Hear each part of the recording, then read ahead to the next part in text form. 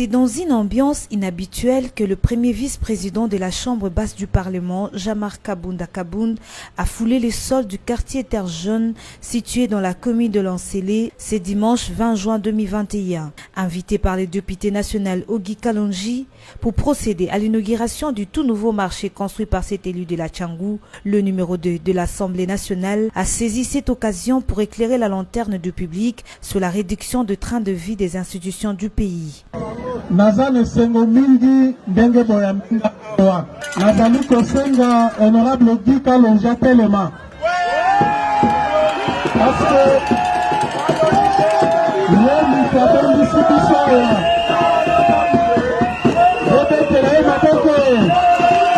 l'air nayambi honorable Ogi Kalonji na bureau na ngai ayebisi ngai honorable sala effort comme na Terre Jaune o appuyer ba action tozali kosala na tunie osali nini ayebisi ngai na mwa muke nazaka nango na bongisi esika ya ba mama na ba papa koteka na Terre Jaune nazaki surpris nabi mais soki ba parlementaire nyonso chacun ce qui le concerne bazaki kokanisa ba électeur na bango ndenge wana eroyo makambo esi etamboli.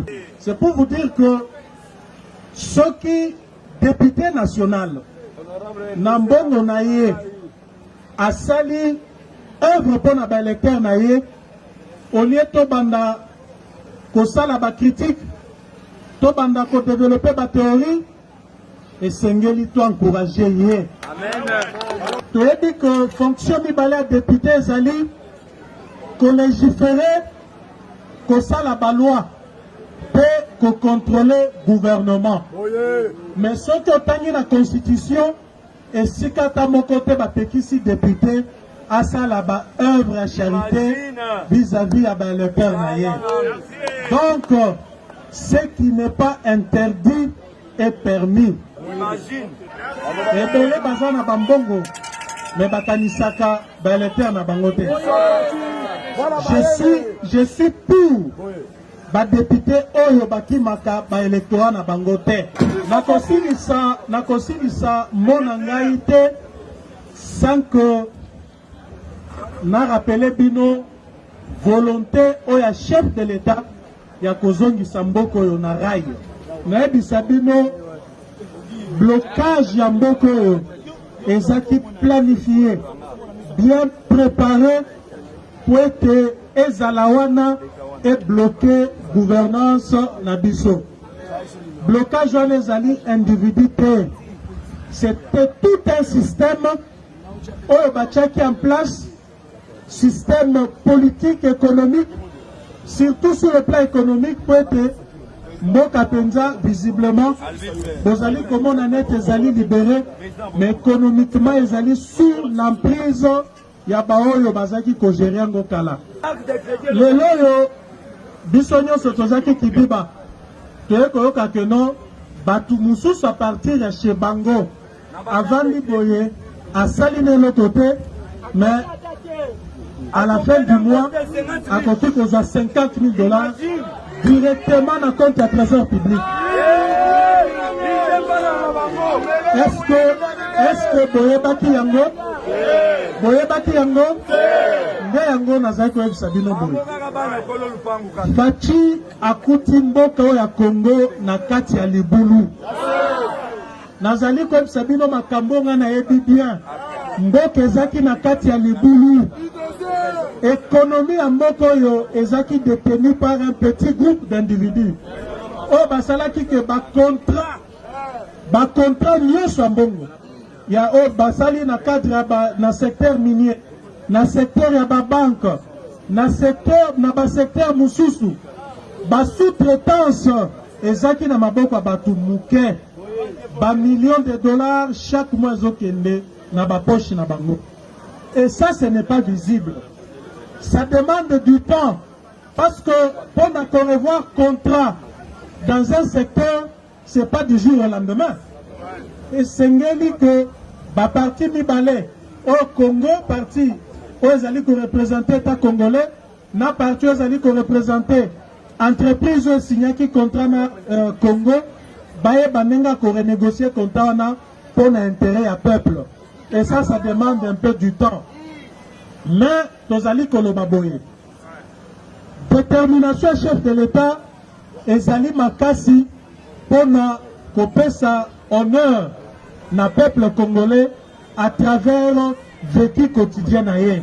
C'est pour vous dire que situation économique en mboka ezali kosengela te malembe IGF azokende na ko découvrir bisika nyonso oyo mbongo ya l'État ezaki kokende po ete lobi bambongo nyonso ezali kokende na mabenga batu ezonga na compte ya trésor public.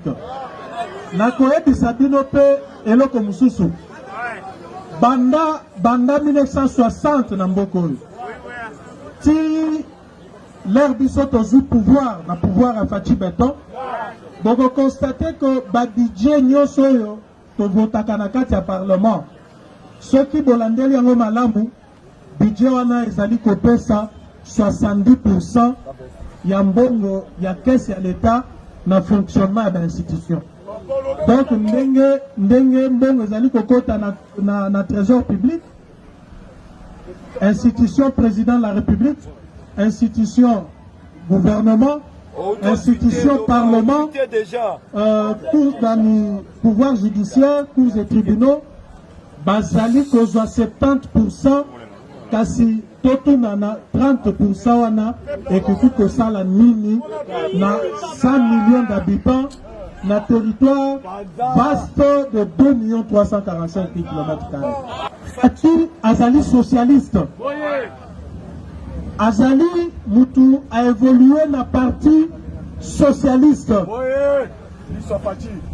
Donc, ton value entre biso, tu le dis que ezali injuste. Na part où ezali réservé pour na ba institution.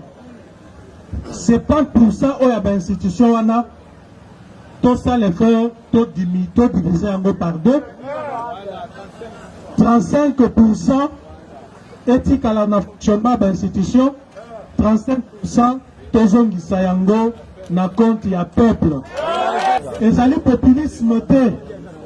Nazali convaincu que au sommet de l'État, ce qui tozali na un président socialiste et sengeli que na gestion ya mboka tozala fondé na ba conviction pe ba pratique ezali ko refléter socialisme wana. Ngana koki kozala populiste te.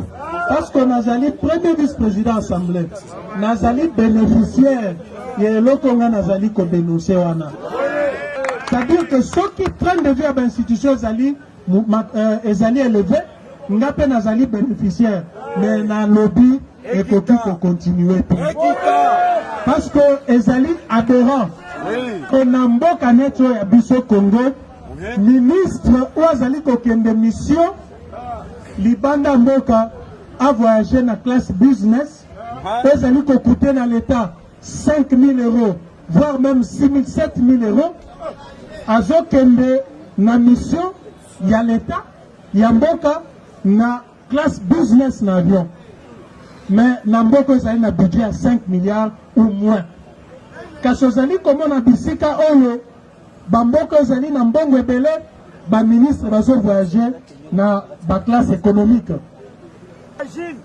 Et les loyaux n'a pas pu comprendre peut-être qu'un ministre congolais soit payé 10 fois, 5 fois plus qu'un ministre n'a pas un budget 100 fois plus que Yabiso.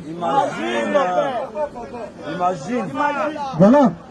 Ceux qui te lancent débat wana, ezali populisme te, ezali parce que tu es convaincu. Oui. Nous sommes convaincus que les choses doivent changer. Imagine. Parce que si on a une situation où il y a prédation, il y a un bon côté dans l'État, les politiciens vendent des lobby, entre 70%, 30% de pèse au peuple. Et ça est normal. Imagine. Et ça est normal. Ceux qui dans la mairie malamu, dans le budget, il y a un bon canette France. bazali budget na bango en terme ya ba 1000 milliards de dollars. Mais ceux qui botali train de vie à institution na bango ezali koleka 5% te.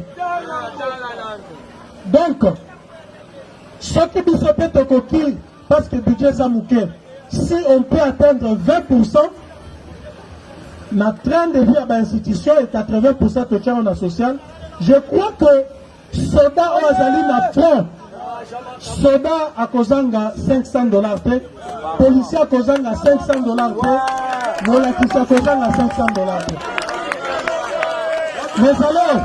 Mais alors, parce que je trouve aberrant que mboka na biso eza na kati ya souffrance, mais ceux qui sont na kati ya institution ozo sentir souffrance wana te. Ben, il faut tozala sérieux. Et sérieux parce que mboka budget eza muke, bao baza na kati ya institution, bazala pe kosala ba sacrifice au même titre que peuple ou azali ko contribuer pour le budget national. Peuple d'abord eza nini? Peuple d'abord eza que na question ya biso nyonso oto bengi trésor public mutu nyonso ami retrouver kuna na kati. Donc ezali na bato bazali na droit ya ko vivre malamu comme tu as trésor public plus que ba mususu te. Le député national Ogi Kalonji a pour sa part remercié le président AI de l'UDPS pour sa disponibilité. Tango na kendaki komona président Jean-Marc na bureau na ye pona senga ye na yebisa ye que Kinsenso kaka te, Kingamwa kaka te, Père Jaune P. Président ayebisinga boye alobi Kalonji o surprendre ngai nazo landaka misala ozo sala ozali la vision ya Fachipe alobi bilenge ya boye esengeli tocha bango maboko na yango wana président na motema mobimba topesi yo merci mingi na kombo na moko na kombo ya bana Terre Jaune Mobimba. Peu après, Jean-Marc Kabunda Kabound a procédé aux coupures du ruban symbolique à la satisfaction des bénéficiaires.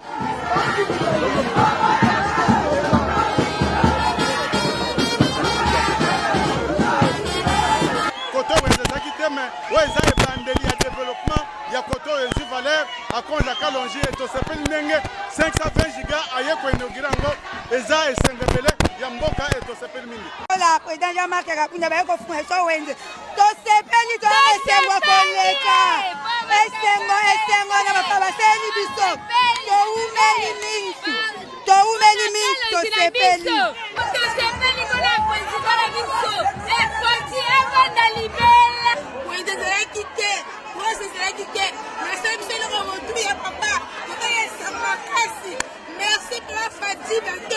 L'amélioration des conditions de vie de la population congolaise reste le cheval de bataille du premier vice-président de la Chambre basse du Parlement.